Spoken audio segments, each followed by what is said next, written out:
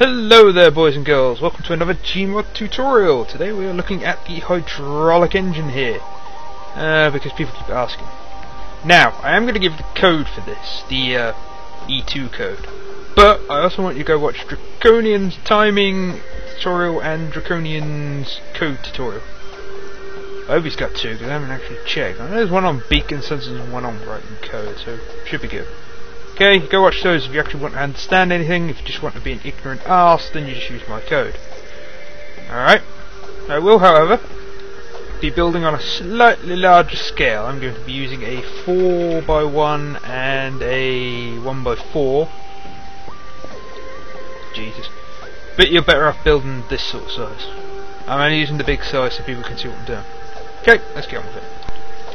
So, basic parts for this, all you need is a base, like that, which for me will be the blue part, and a crank, which is going to be my red part. Again, I'm using larger parts just so you don't have to go, what the fuck's he doing, on some tiny item. So, first off, easy position, move, and centre your crank above your base. And then offset it enough so it can rotate fully. I think 250. Nope, that's going to be enough. Fuck it, 500. 550 works, I think. Set it up. Axis tool. Right click the base. Right click the crank. Make sure. Oh yes, I left friction on, didn't I? Make sure you have space between the base and the bottom of the crank, because that's where your hydraulics are going. If it clips through, you're going to have a lot of problems.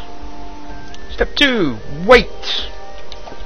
Just because I'm lazy, I'm doing 1,000 on both parts. You can do it less, but I can't be asked to figure it all out right now. I haven't built many of these, if I'm entirely honest.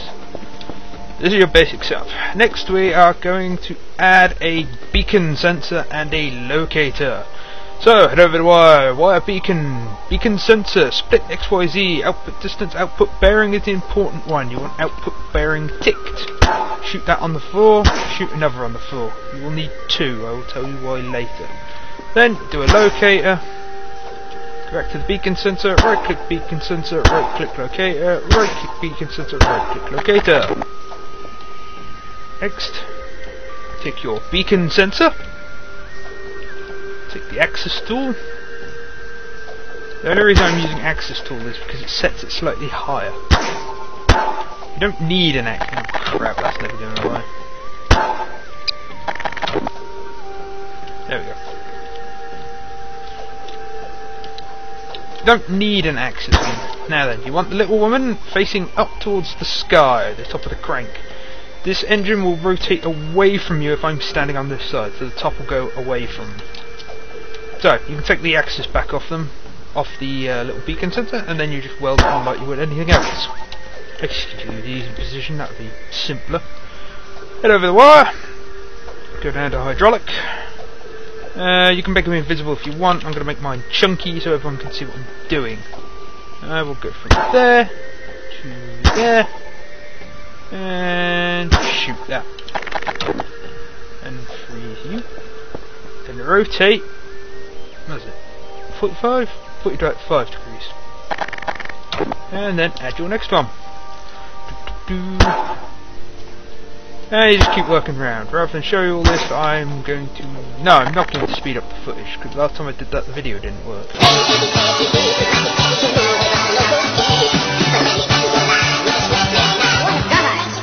You can also get away with just 2 hydraulics. I do 4 because I like the smoothness of it. You now have 4 hydraulics on your engine. Right, what would be next? To place the beacon sensor. Now, you can put this anywhere as long as it's in the middle. So I can put it right on the end here, I can put it right in the middle, I can put it right on the other end. As long as it is directly below the beacon sensor.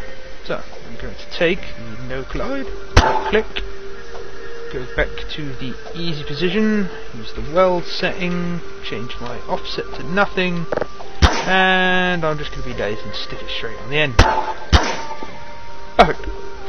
So, the beacon sensor is attached, all your hydraulics are attached. Next we need code. Actually, at this point you can add your second beacon sensor. I always make my engines fire through 90 degrees, and 90 times 4 is more than 360. These only show 360 degrees. After they pass that, they go back to 0. So you have to add a second beacon sensor. So I'm also going to colour this so I don't forget. Colour, colour, colour.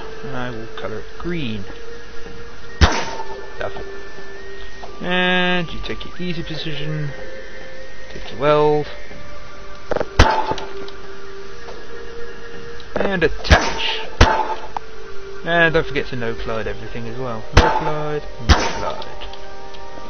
Okay, up to wire, up to code.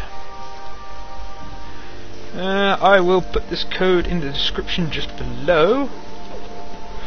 But basic code is name Hydro 4 engine, inputs gyro 1, throttle gyro 2, outputs H1, H2, H3, H4, gyro test 1, constant, and dam. Persists nothing, trigger or constant equal 50,000, dam equal 1, gyro 1 equals gyro 1 plus 180, gyro 2 equals gyro 2 plus 180, gyro test equals gyro 1, H1 equals open bracket gyro 1 greater than equal to 1 and gyro 1 less than equal to 179 degrees times throttle. If you don't understand that, go watch Draconian's engine tutorial, which is in the top corner. That's quite a lot. Click! Now then, for this code and this engine, H1 is on the left. Get out of wire. Length. H1. Go to constant. Connect that to con. Go to damping. Connect that to dam. And so on for the rest of it. I might speed this up.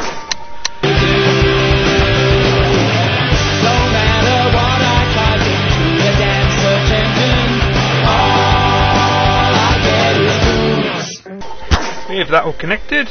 Gyro 1 connects to the outermost beacon sensor. And you connect that to the bearing.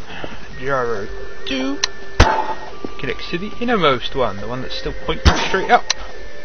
Bearing. All that's left is throttle. Head back over the wire. Find an advanced input. Do advanced input minimum 0, maximum 9999999, start at 0, change per second 10. Unlike a thruster engine, this one does not fire backwards. Not ever, not know how. So, wire this up. Throttle. This seems too easy. It appears to be done already. Let's find out. Bit of wiggle. Congratulations, you have built a hydraulic engine. I would suggest parenting the beacon sensors on the end, but you now have an engine that can pretty much pull, move and shift anything. Not particularly fast. If you try and go too fast with them, wheels will just kick through the floor depending on what wheels you're using. That's fairly painless for once. Oh well, as always, I'm Big Adam and I make crap tutorials. But I remember the double features. Beck. Well, that joke just fell on its ass. Never mind.